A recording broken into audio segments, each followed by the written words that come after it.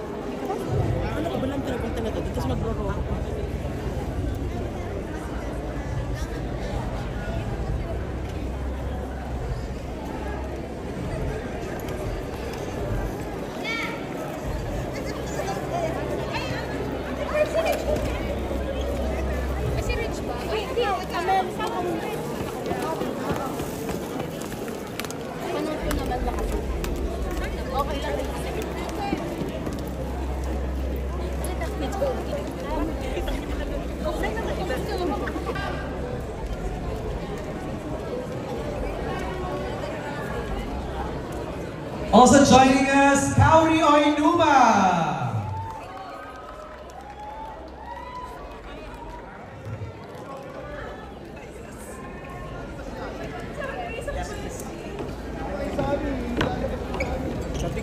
Let's call in now the one and only Miss Gloria Diaz.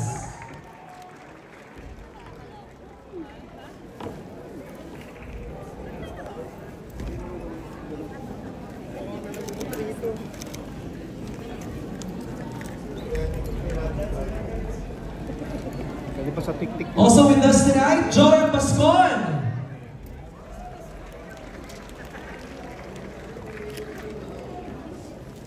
The Executive Vice President of Regal Entertainment, Keith Monteverde. Award-winning Director, Derek Cabrido.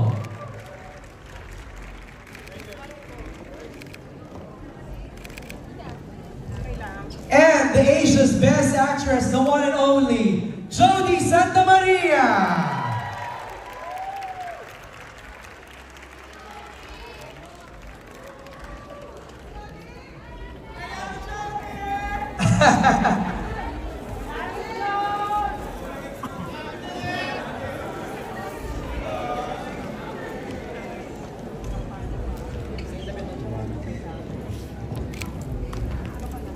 Okay, quick photo op sa lahat ng mga gusto kumuha ng photos for your social media uploads, especially our friends of the press, for your real-time posts. Maraming salamat.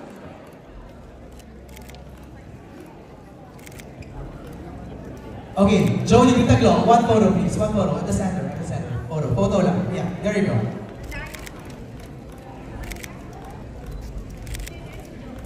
Alam ko, excited na rin kayo makapanood doon. Jody, just one final message to all our guests who came here tonight. Good evening, everyone.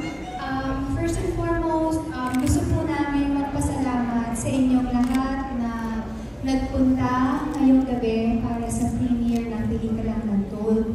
Maraming salamat sa aming mga pamilya, mga kaibigan, aming mga colleagues. Thank you so much sa pagpunta at sa pagsuporta. Tonight, makakala tayo ng isang